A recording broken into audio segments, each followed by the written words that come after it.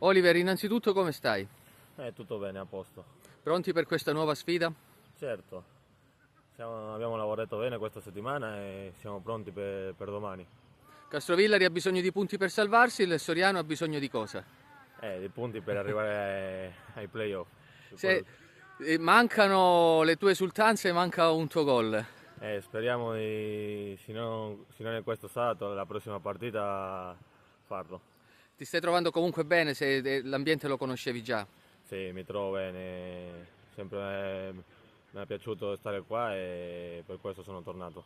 Ecco, avremo l'occasione di essere ripresi dalla TV, quindi è una vetrina per tutti, anche sabato. Certo, non solo per noi, tanto per noi come per il paese.